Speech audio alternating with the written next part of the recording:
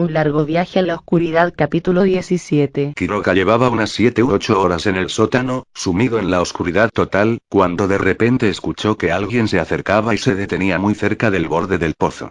De inmediato, incorporándose con rapidez, alzó el rostro en busca de alguna luz, pero arriba la oscuridad era tan impenetrable como allí abajo. Hola. Dijo, cerrando por instinto los puños. Lucas, ¿eres tú? Nadie le respondió. Aunque podía escuchar una respiración ligera y pausada, como la de alguien esperando en actitud contemplativa. Iba a repetir la pregunta, impaciente, cuando una voz descendió a través de la oscuridad. Sé por qué estás aquí. No era una voz conocida. Quiroga era muy bueno reconociendo las voces, pero esta no se parecía ni a la de Lucas, ni a la de Abel, ni a la de Katia. Parecía la voz de un hombre joven. Es otro de los 10, pensó de inmediato. Y no suena muy amable que digamos. ¿Quién eres? Preguntó. Sé a qué has venido, repitió la voz, con el mismo tono amenazante de antes. Quieres reemplazar a Eugenio. Quieres ocupar su lugar. Pero yo no lo permitiré. Quiroga escuchó un leve crujido, y por instinto se agachó y se hizo a un lado. Milésimas de segundos después, algo duro se estrellaba contra el suelo del pozo, despidiendo pequeñas esquirlas que fueron a dar contra el rostro y las manos de Quiroga. Una roca, pensó. El muy maldito me lanzó una roca. Si me llega a acertar en la cabeza. Hijo de puta, cobarde de mierda. Gritó. Tanteó a ciegas en el suelo y encontró un pedazo de piedra del tamaño de un puño. Se incorporó de un salto y lo lanzó a ciegas, hacia arriba. Sabía que era un acto de estúpida ira, que tenía muy pocas posibilidades de éxito, pero increíblemente, se escuchó un grito y los lamentos de alguien que se quejaba de dolor. Quiroga, incrédulo, alzó los puños en señal de victoria y lanzó una risotada. Te di, hijo de puta. Espero que te hayan saltado los dientes. La réplica no se hizo esperar. Una verdadera lluvia de piedras comenzó a caer desde el borde del pozo. Quiroga atinó a cubrirse la cabeza y a recostarse contra una de las paredes, incapaz de hacer otra cosa.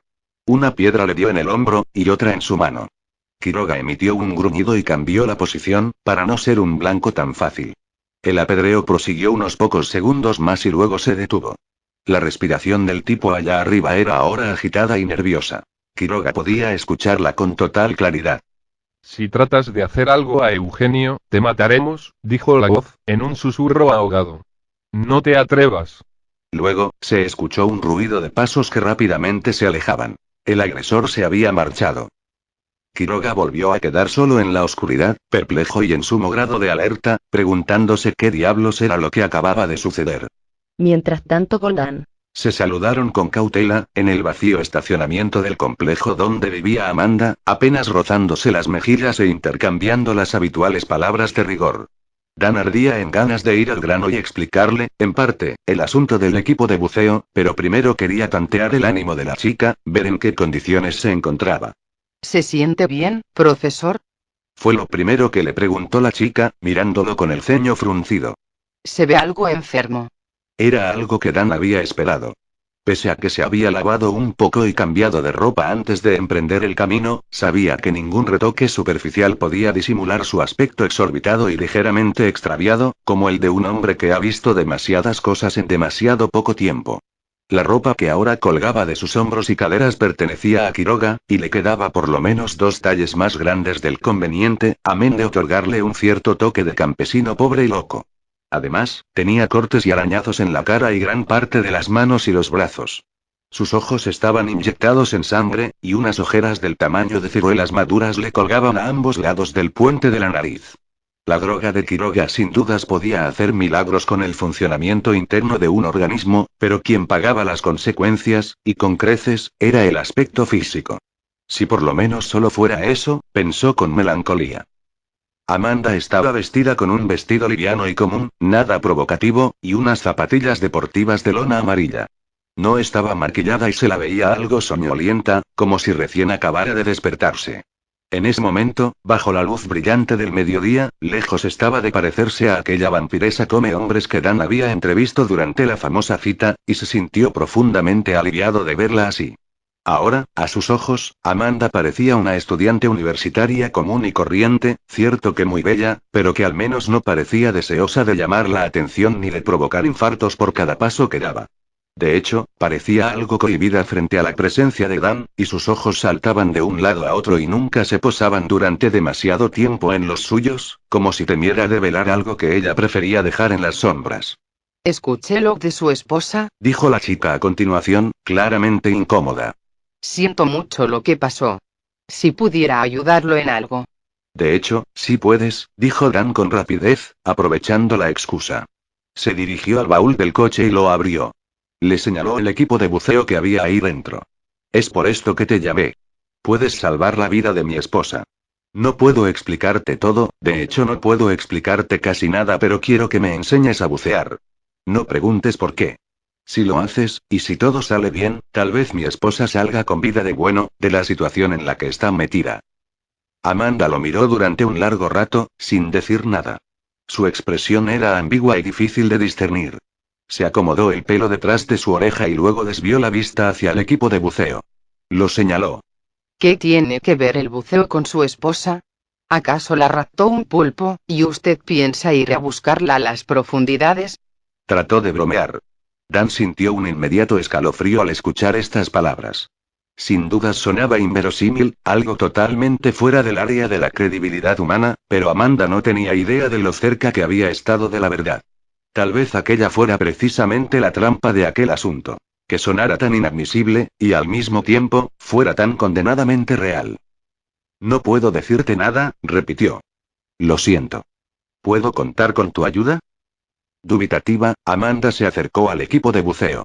Echó el cabello hacia atrás y se inclinó para examinarlo.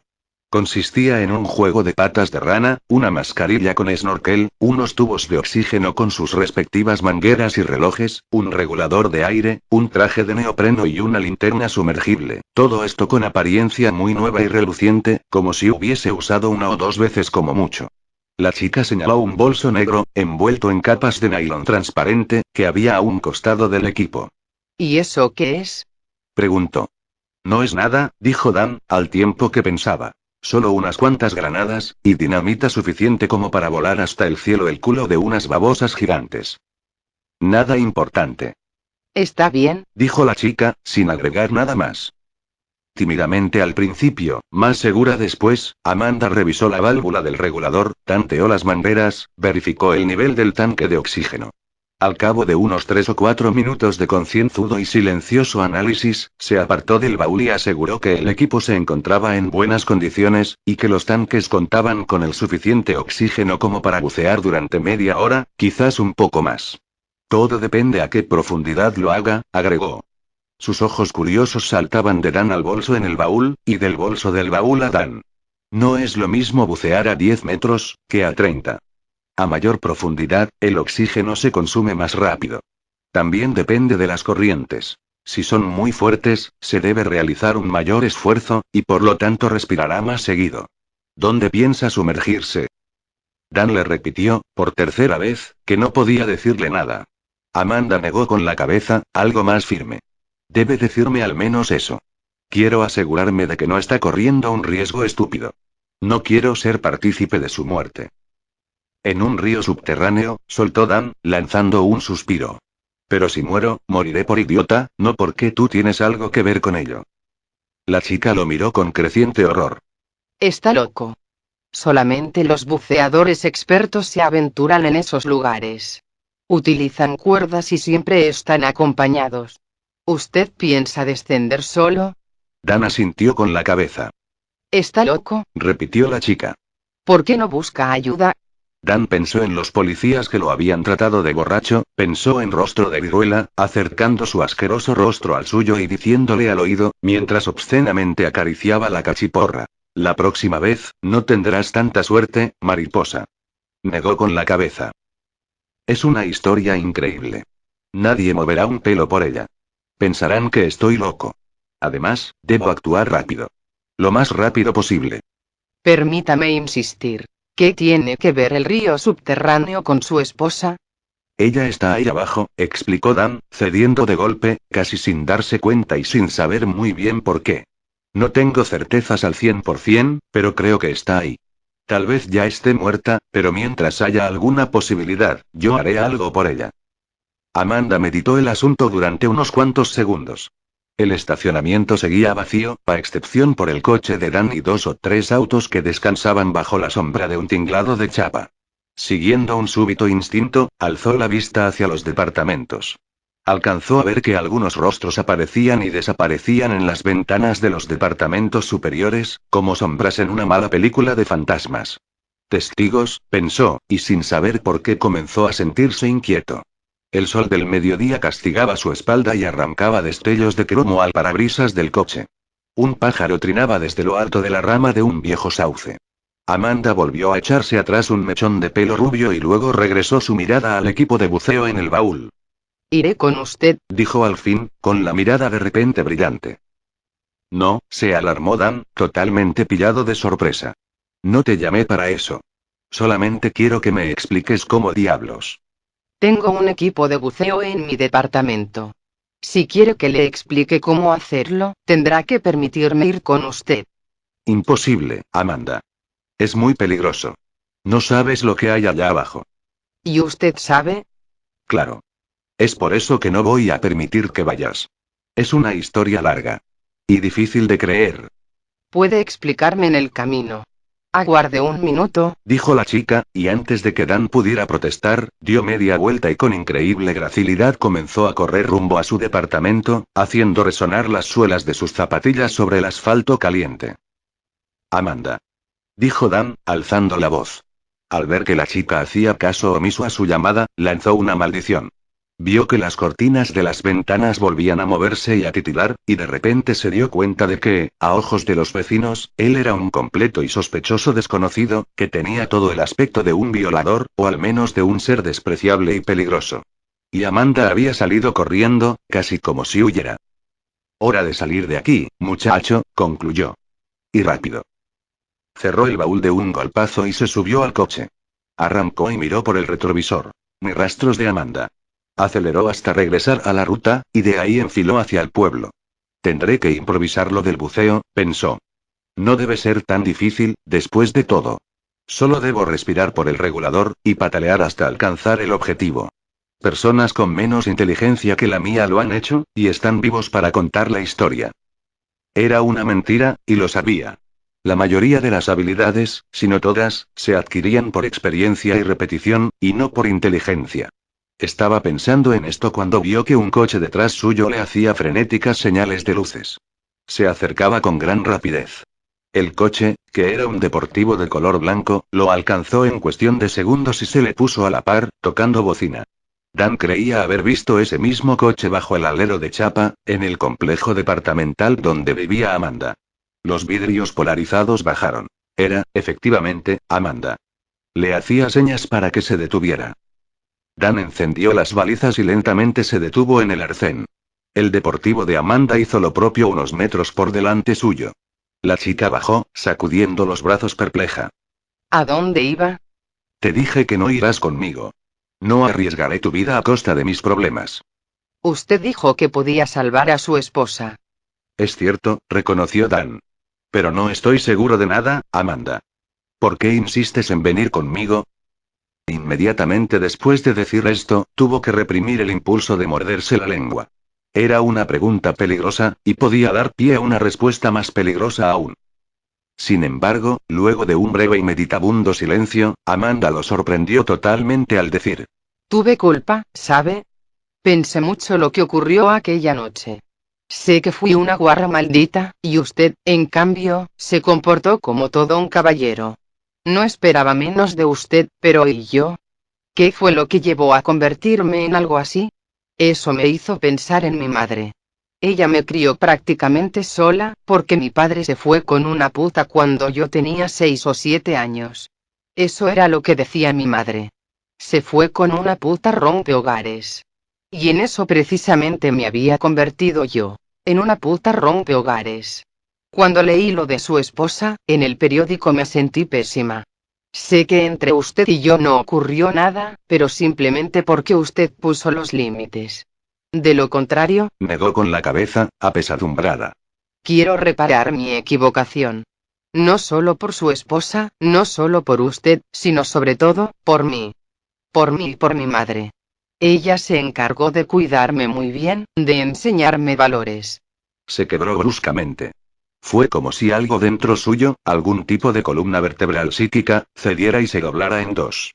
Dan tuvo que apresurarse a sostenerla para evitar que cayera al suelo.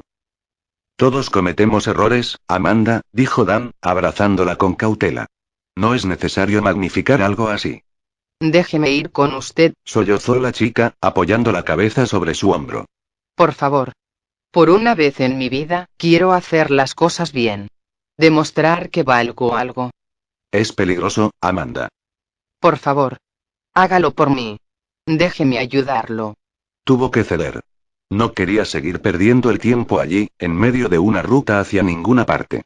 Ya eran más de las 2 de la tarde y el sol había comenzado a iniciar su lento pero seguro descenso hacia el oeste. Explicó que pensaba descender por un pozo ubicado en una casa abandonada, en las afueras del pueblo. Podrás ayudarme con el equipo de buceo, pero bajo ningún concepto te dejaré bajar conmigo, le advirtió. Amanda, que parecía haber recuperado rápidamente su aire risueño, asintió con la cabeza y esbozó una tímida sonrisa. Gracias, Le dijo, y antes de que Dan pudiera hacer algo al respecto, le estampó un beso en la comisura de los labios. Dan no supo decidir si había sido un accidente o qué. Tal vez él había movido la cara a último momento, y ella había besado una zona que inicialmente no había pensado siquiera tocar. Solía suceder. De todas maneras, no creía tener el suficiente tiempo como para meditar sobre ello, no le parecía que fuese tan importante. lo seguiré en mi coche. Esta vez, prometo no defraudarlo. Claro, Amanda, dijo él, y comenzó a moverse en dirección al coche, mientras Amanda, a sus espaldas, lo contemplaba con una media sonrisa en los labios, la mirada extrañamente inexpresiva. Mientras en la cueva. En algún lugar bajo la montaña, a más de 500 metros de profundidad, la mujer yaciente en el lecho dio un respingo y abrió los ojos. ¿Dónde estoy? Dijo, en un susurro de voz. Abel, que era el encargado de cuidarla en esas horas lúgubres, levantó la cabeza y se acercó con rapidez. La tomó de las manos. ¿Estás bien, querida? Estás en un lugar seguro. Tuve una pesadilla, Dijo Liana. Sus labios estaban partidos por la fiebre. Su mirada era lúcida y terriblemente opaca. Todo su cuerpo parecía exhausto y extrañamente encogido, como el de una momia enterrada bajo un suelo seco y arenoso. Abel pensó que no le debían quedar más de 2 o 3 horas de vida. Sé lo que soñaste, Dijo el anciano, con voz dulce. casi todos sueñan con esas criaturas. Créeme, no es tan malo como parece. no soñé con ninguna criatura, Dijo la mujer, tratando de incorporarse. Al notar que le sería imposible lograrlo, cejó en su intento y apoyó la cabeza sobre el improvisado lecho. soñé con mi marido. Con Dan. Durante mucho tiempo, pensé que no me amaba más, que mi vida con él había acabado. Pero entonces, cuando las criaturas me vinieron a buscar aquella noche supe que estaba equivocada. A último momento, supe que estaba equivocada. Él me sigue amando. Entonces, querida, no fue una pesadilla, sino un buen sueño. Aseguró Abel, esbozando una sonrisa y apretando su mano un poco más. No tienes por qué preocuparte. Pero la mujer cerró lentamente los ojos, y gruesos lagrimones rodaron por sus mejillas. Soñé que me abandonaba. Que su amor finalmente se extinguía, como una llama, y entregaba su corazón a una extraña. Era solo un sueño, Trató de apaciguarla Abel. solo eso. Pero la mujer, inmersa de nuevo en la vorágine de la fiebre, ya no volvió a contestarle. ¿Continuará? Buenas a todas y todos. Una vez finalizado otro capítulo de un viaje largo a la oscuridad, ahora os dejo con otras historias. Que paséis una buena noche y hasta el próximo vídeo. Noche de reencuentro. Pamela estaba espléndida, asombrosa. Y él se sentía afortunado de acompañarla esa noche. Hacía 15 años que no se veían. Eran antiguos compañeros de la secundaria. Pamela lo había contactado a través del Facebook. Al principio, a Marcelo le había chocado un poco este acercamiento, esos mensajes de una Pamela irreconocible que se manifestaba ansiosa por el reencuentro. Pero, después de todo, ¿no era así como se contactaban a los viejos compañeros hoy en día? Y es que hacía años que no pensaba en ella. De hecho, ni siquiera recordaba su nombre. Había tenido que buscar en la foto del anuario para ubicarla en su memoria. Pamela, claro. Había sido una chica regordeta, no gorda sino regordeta, que siempre se sentaba en las primeras filas, como toda buena estudiante que se precie de tal. No hablaba mucho, aunque era simpática. Al menos, eso era lo que él recordaba de aquellas épocas. Pero ¿por qué lo había contactado a él, justo a él, después de tantos años de olvido? ¿Y por qué en este momento? No podía sacarse estas preguntas de la cabeza, sobre todo la última. Porque daba la impresión de que Pame había adivinado el momento indicado para charlar con él. Marcelo venía de una dura separación con su mujer, y aún se encontraba sumergido en una profunda depresión, en la cual no hacía otra cosa que rememorar los tiempos antiguos y acariciar la cruz que colgaba de su cuello, que antes había estado en el de su mujer. Y ver a Pamela, a la sorprendente y espléndida Pamela, fue como encontrar una flor en un desierto. Era una metáfora cursi, lo sabía, pero eso fue lo primero que pensó cuando Pame cruzó la puerta del bar donde se habían citado. Una jodida flor en un desierto de negrura. Y vaya pedazo de flor. El sobrepeso de Pamela, observó de un primer vistazo, había desaparecido. En su lugar, habían quedado curvas y redondeces que podían apreciarse con facilidad a través de su vestido de verano. Y su rostro. Una exquisitez. Pómulos altos, ojos chispeantes y seductores, boca pequeña pero carnosa. La Pamela adolescente y tímida había dejado paso a una mujer con todas las letras, de andar elegante y decidido, que parecía llevarse al mundo, y sobre todo, a los hombres, por delante. Marcelo no podía salir de su asombro. Tu transformación ha sido espectacular, Pame, no pudo dejar de decirle, en algún punto de la noche. Me dejaste con la boca abierta. Estás más linda que nunca. La mujer bajó la mirada, halagada por el piropo. Pero, antes de que Marcelo pudiera seguir con el tema, alzó una mano y lo cortó de cuajo. Te agradezco, pero no quiero que vuelvas a hablar del asunto. Lo que ves ahora me ha costado mucho trabajo. Muchísimo. Me resulta incómodo pensar en eso, porque es como revivir una pesadilla. ¿Lo entendés, verdad? Claro, asintió de inmediato Marcelo, reprimiendo el impulso de morderse la lengua, por idiota. Lo entiendo perfectamente, Pame. Hablemos de otra cosa.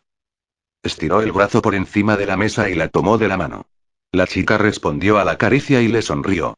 Marcé, a esas alturas, estaba convencido de que había dejado la depresión del divorcio en el pasado, que ya nunca más volvería a pensar en la arpía de su mujer, que lo había engañado con un compañero de trabajo.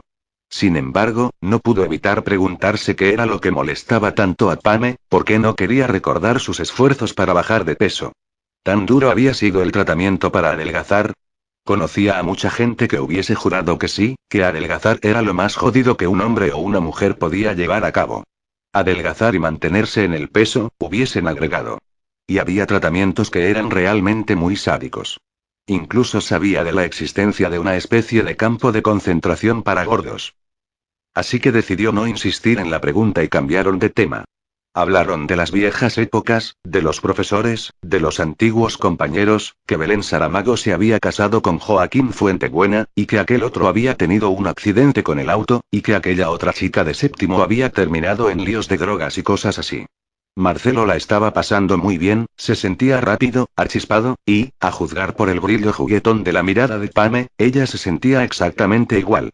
Pidieron unos tragos, nada fuerte, cosa de no arruinar el momento, y luego pidieron un par de hamburguesas. El bar, a esas alturas de la noche, estaba lleno y flotaba en el aire el humo intenso del cigarrillo. Pasó un florista vendiendo rosas, y Marcelo, en un gesto impropio en él, compró un ramo a un precio bastante elevado. Ofreció el ramo a Pame, que aceptó encantada, y en ese momento pensó en algo que le hizo fruncir el ceño. A mi mujer nunca le compré flores. Le había comprado, en cambio, una cruz antigua, un colgante que él había creído que pendería por siempre en el cuello de su mujer. ¿Era lo mismo, acaso?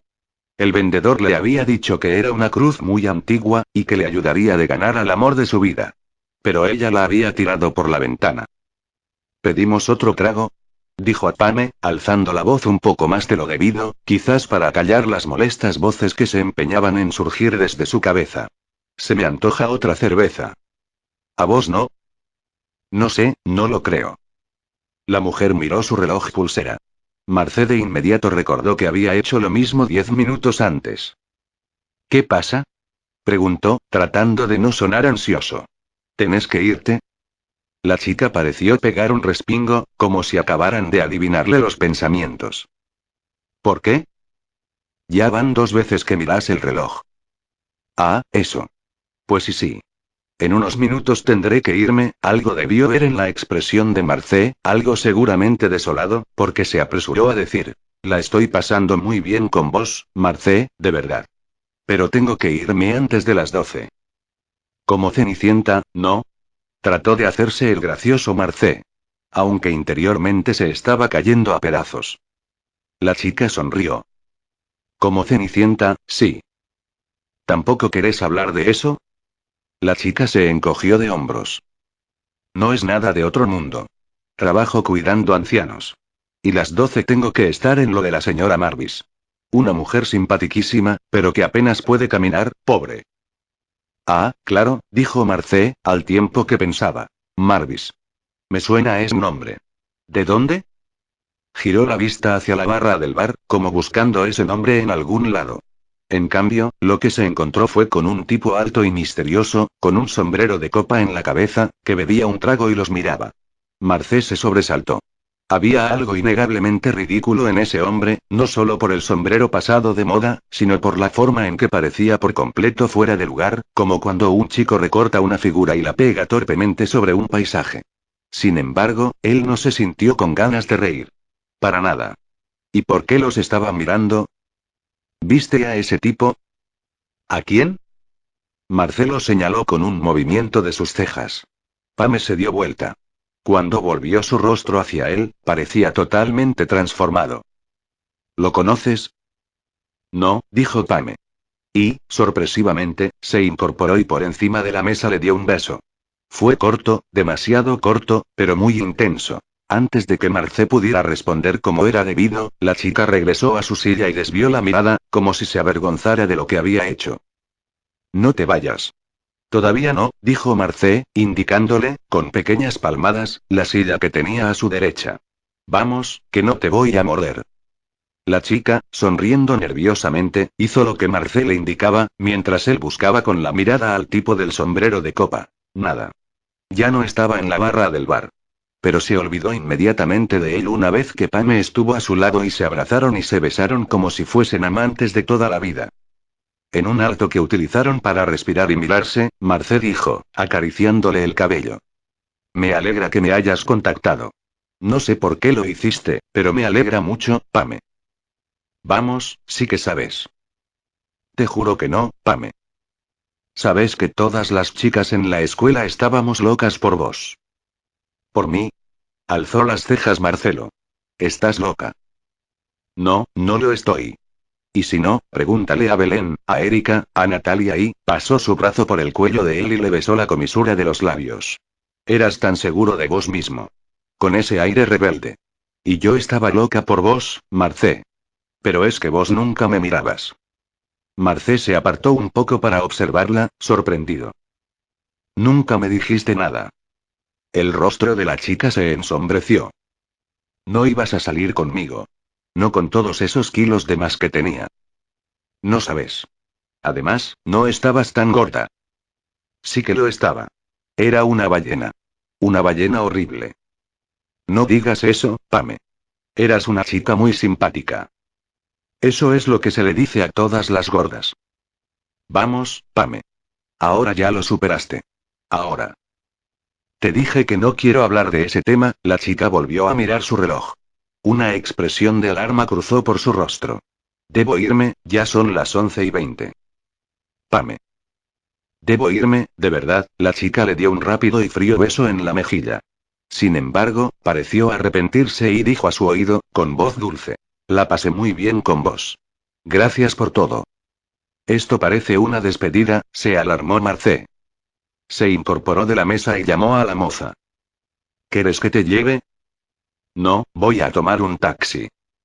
Te acompaño hasta la puerta, entonces.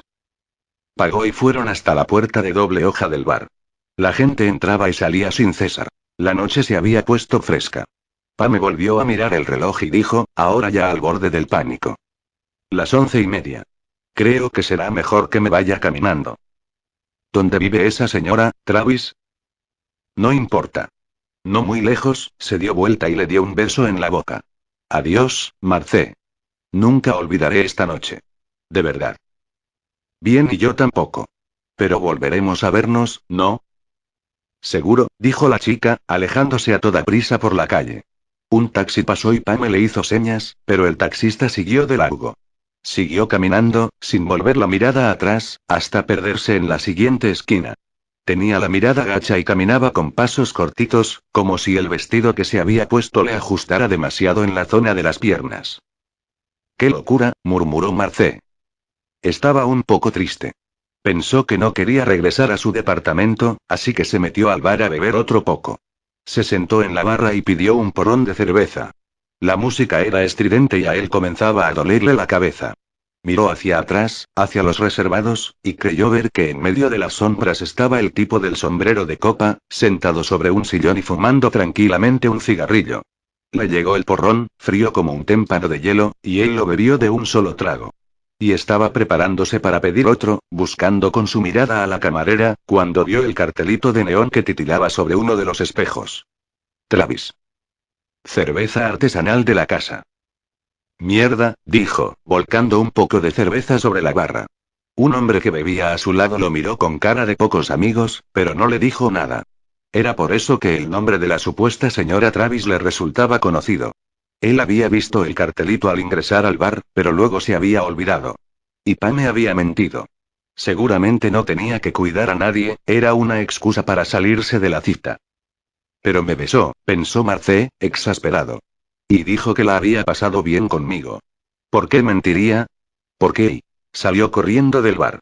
Dobló por la esquina por donde se había perdido Pame, pero allí el movimiento de gente era muy grande, sería difícil encontrarla. No obstante, siguió caminando, dejándose llevar por el impulso, porque de repente tenía la sensación de que algo malo iba a pasar. Recordó las misteriosas palabras de Pame. Nunca olvidaré esta noche, que podían significar muchas cosas, algunas de ellas, bastante oscuras. Apretó el paso. Sin darse cuenta había sacado la cruz de plata de su camisa, y la acariciaba con aire distraído. Cruzó la plaza principal, con sus motoristas reunidos en los bancos de cemento bebiendo cerveza, y luego tomó por el camino que conducía a la vieja estación de trenes. No sabía por qué caminaba por allí, de hecho ni siquiera pensaba demasiado, y tenía muy pocas esperanzas de encontrar a Pame. La estación de trenes era un lugar sórdido y abandonado. Si su padre se hubiese encontrado con una mujer, le hubiese dicho, fiel a su estilo chapado a la antigua: este lugar no es adecuado para una señorita como usted. Había vagos y gente de mal vivir. Siempre olía a orines. La basura se acumulaba en cada rincón. Las ratas festejaban y se reproducían en el caos. Marcé alzó la vista. Creyó ver el vestido amarillo de Pame, que se perdía dentro de una de las puertas de la vieja edificación. Por supuesto pensó que se trataba de una ilusión. Pame jamás podría estar en ese sitio, y mucho menos él podría haberla encontrado de esa manera casual, siguiéndola como quien sigue un rastro invisible pero poderoso. No pensó que quizás otras fuerzas intervenían esa noche. Simplemente fue tras su visión. Atravesó un corredor alfombrado en escombros, apenas iluminado por las farolas amarillentas de la calle, y luego ingresó a la habitación. Era grande y espaciosa. Supo de inmediato que antaño había sido la sala de espera, aunque ahora solo quedaban los azulejos blancos de las paredes y 2 o 3 bancos de madera despedazados. También se encontraba, milagrosamente aún en pie, un kiosco de chapa herrumbrada que había servido para la venta de revistas. Allí creyó ver un movimiento que le llamó la atención. Se acercó al lugar. «¿Pame?», dijo, infinitamente sorprendido. La chica volvió la vista, sobresaltada. «¿Cómo me encontraste? No puedes estar aquí», dijo la chica. «Ándate. Ahora». «¿Qué estás haciendo? ¿Por qué estás acá? Es peligroso, Pame». La chica, por algún motivo, estaba sentada dentro del kiosco, como si se limitara a esperar unos clientes que habían desaparecido hacía décadas. Se incorporó con rapidez y lo empujó. No fue un empujón muy fuerte, pero encontró a Marcé totalmente desprevenido. Trastabilló hacia atrás y cayó sobre algo muy duro, que le cortó la respiración. Lanzó un gemido de dolor y sorpresa. Miró a Pame, que tenía el rostro convertido en un rictus de miedo y furia. «Tienes que irte de acá, Marcé. ¿Sos estúpido o qué?» «Mi espalda», gimió el hombre. «Caí sobre una piedra, creo. Mierda, Pame, ¿qué carajo te está pasando? Volvió a observar, con mayor detenimiento, el rostro de la chica. Y creyó ver, a la débil luz proveniente de las calles, que algo en sus pómulos se movía, algo debajo de la piel, como si los huesos de la chica estuvieran cambiando de lugar, transformándose. ¿Qué es eso? Pame se cubrió el rostro con la palma de sus manos y huyó del lugar. Marcé se incorporó. El dolor en la espalda era espantoso. Cuando giró la vista, vio que se había golpeado con un trozo de reloj de unos 50 centímetros de diámetro. Las agujas del reloj se habían perdido, pero aún podían verse los números romanos. Los engranajes y resortes asomaban como tripas oxidadas. Marcé fue tras la chica, aferrándose la espalda con ambas manos. Pame. ¿Qué mierda te pasa, Pame? ¿Dónde estás? Escuchó un ruido a su derecha y lo siguió. Provenía desde los baños. Parecía un sollozo. A través de los fragmentos del gran espejo, vio algo que lo preocupó. Un trozo de vestido amarillo. Parecía desgarrado. El sollozo se repitió y Marcé se acercó a los cubículos. ¿Pame? La encontró dentro del último cubículo, sentada sobre los restos de un inodoro. Tenía la cara cubierta con las manos, y era Pame, pero algo en ella estaba mal. Diferente. Marcé sintió un crujido y la parte superior del vestido de la chica se abrió como si fuese una flor. Debajo apareció una masa de carne flácida y pálida, surcada por venas azules. La chica lanzó un chillido y pataleó como si quisiera sacarse unas hormigas de encima. El vestido volvió a crujir. Marcé retrocedió un paso, sabiendo que lo que veía era imposible. Fue aquí donde hice el pacto, dijo la chica, con voz entrecortada. Bajó los brazos y levantó la vista en dirección a él. Sus ojos, sus chispeantes e inteligentes ojos, estaban allí, mirándolo, pero eso era lo único reconocible en ella. Todo lo demás, los pómulos, las mejillas, incluso la papada que colgaba como un pliegue bajo el mentón, pertenecía a otra chica, otra Pamela, que Marcé no veía en años. Se escuchó otro crujido, y el vestido amarillo explotó hacia afuera, las costuras desgarradas. Debajo asomó un cuerpo enorme, blanco, fofo, que Pame señaló con ambas manos. Quería ser flaca. Quería ser flaca para vos, para que me mirases de una vez por todas. Aunque solo fuese por un día. Así que hice el pacto. Aquí mismo. Y funcionó. Esta mañana amanecí flaca, hermosa, como siempre lo soñé. Y fue el día más feliz de mi vida, Marcé. Me miraste. Me dijiste que estaba hermosa. Me besaste. Pero ahora tiene que terminar. A la medianoche. Es parte del pacto, Marcé. Pame, no sé de qué estás hablando. Ahora me vendrá a buscar. Ándate. Ándate mientras puedas. ¿Pero quién, Pame? No llegó a terminar la pregunta. De todas maneras, algo dentro de él sabía de quién se trataba. Sintió un ruido a sus espaldas, pasos que se acercaban lentamente. La chica exhaló un suspiro trémulo y miró por encima de sus hombros. Marcé se dio vuelta. El hombre que se acercaba parecía hecho de brasas ardientes. Sus ojos eran dos agujeros negros, humeantes. Por cada paso que daba sobre el suelo inundado, se escuchaba un agudo fis y una voluta de humo se elevaba hacia el techo. Pese a la visión de pesadilla, Marcé reconoció el sombrero de copa sobre su cabeza. Ahora no le parecía tan ridículo, ahora pensaba que estaba en el lugar indicado, porque aquella vieja estación de trenes era el dominio natural de aquel ser. El hombre de brasas se detuvo a poca distancia. Miraba a Pame con esos ojos de abismo y en ningún momento pareció reparar en la presencia de Marcé, que se había replegado contra la pared, temblando al borde de la inconsciencia. Extendió su mano y dijo, con una voz que parecía un trueno lejano. Es hora. Ya cumplí. Ahora vamos, Pame. La chica se incorporó. Estaba miserablemente desnuda y Marcé no pudo evitar mirar sus excesos de carne, esos pliegues en su estómago y debajo de sus brazos que parecían desbordarse como enormes olas sobre una muralla vencida. ¿Cuántos kilos, por Dios? ¿Cuánto había aumentado desde la secundaria? Esa mujer debía pesar unos 250 kilos. Apenas cabía en el cubículo de madera. Sus pechos enormes y colgantes se bamboleaban como bolas estremecidas. Se movía con mucha lentitud, jadeaba en busca de aire. Extendió un brazo en dirección al demonio, y entonces se escuchó un siseo, seguido de una llamarada de fuego que tiznó los azulejos del techo. El ser de brasas retrocedió y se pegó a la pared, gritando de miedo o de dolor. Marcé sostenía la cruz con una mano temblorosa, y la alzaba en dirección a él. ¿De dónde sacaste esa cosa, hombrecito? Gritó el hombre del sombrero de copa.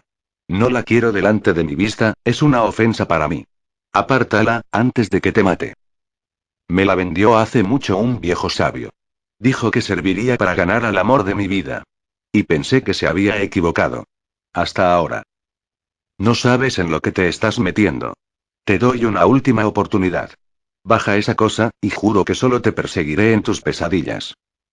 Vení, le dijo Marcé con voz segura, aunque acababa de mearse los pantalones y respiraba al borde de la hiperventilación. Te estoy esperando, querido. A ver si podés hacerle algo a este hombrecito. El demonio rugió. Y luego comenzó a crecer. Su sombra ocupaba gran parte del lugar, sus brazos eran como troncos largos y rugosos. Una oleada de calor surgió de su cuerpo y tornó el aire casi irrespirable. Los azulejos se desprendían de las paredes. Los charcos en el suelo comenzaron a burbujear. Como quieras, dijo el demonio, echando volutas de humo por los orificios de su nariz. Y luego se abalanzó sobre ellos. Marcé despertó en la cama de un hospital, un mes después. Tenía el cuerpo quemado en un 60%. Había perdido la movilidad de su mano derecha y probablemente quedaría ciego de por vida. Pero los médicos le habían asegurado que tenía amplias chances de llevar una existencia razonablemente plena. Razonablemente plena. No supo si agradecerles o echarse a llorar. A tientas, buscó la cruz en su cuello, pero ya no estaba allí, y supo que nunca más la recuperaría. ¿Saben qué fue lo que pasó con mi amiga? Fue lo primero que dijo. Una de las enfermeras lo tomó de la mano cubierta de vendas. Marcé no podía verla, pero se imaginó que era vieja, y cargada de sabiduría. Ella está bien, querido. Los bomberos la sacaron a tiempo, antes de que la estación se derrumbara por el fuego. Y te estuvo cuidando. Todo este tiempo. Mañana, tarde y noche. Pero se marchó esta mañana, cuando supo que te habías despertado del coma. ¿Se marchó? Se marchó, sí. Pero dejó dicho una cosa. ¿Qué? Que lo perdonaras. Que lamentaba haberte mentido y ocultado cosas. Y que te agradecía haberle salvado la vida, pero que no podía permanecer a tu lado. Dijo que vos sabrías por qué. Pero yo no sé por qué. No entiendo y... La enfermera acercó su cara a la de él. Marcé pudo percibir el olor de su colonia, que en alguna forma le hacía recordar a la que había utilizado su abuela cuando ésta estaba viva. Creo que se siente avergonzada por su aspecto físico, joven. Pero creo que dejó una puerta abierta. ¿Por qué dice eso? Travis. Eso fue lo que dijo. No sé qué significa, pero creo que es un lugar donde podrías encontrarla. ¿Qué habría pasado con el hombre del sombrero de copa? Se preguntó durante las interminables noches en el hospital. ¿Regresaría alguna vez? ¿O acaso lo habría matado? Lo dudaba. Algo dentro de él le decía que aún estaba por allí, esperando el momento para volver. Y ella no tenía la cruz para defenderse. Tampoco podré defender a Pame. Pero al menos podría hacer una cosa. Pasaron otros 2 meses, y una noche cualquiera, Marcé entró al bar que vendía la cerveza artesanal Travis, caminando ayudado por un bastón, y dirigiéndose, casi por instinto, al lugar donde Pame lo esperaba con su bella sonrisa. Te estuve esperando, le dijo Pame, tomando su mano, la que aún servía. Cada una de estas noches. ¿Tendrás que irte a la medianoche? La mujer emitió una risita. Estoy segura que no. Me alegro. Porque esta vez no te dejaré ir. Yo tampoco, Pame pareció vacilar. Aunque... No importa. Ya nos enfrentaremos a él. Cuando sea el momento. ¿Qué? Pasemos el momento. Quedaron en el bar hasta muy pasada la medianoche, charlando, bailando y riendo. Y en ningún instante se preocuparon por la figura sentada a la barra, de rostro ensombrecido bajo el sombrero de ala ancha, que bebía una copa y parecía aguardar, con paciencia apenas contenida, la mismísima eternidad.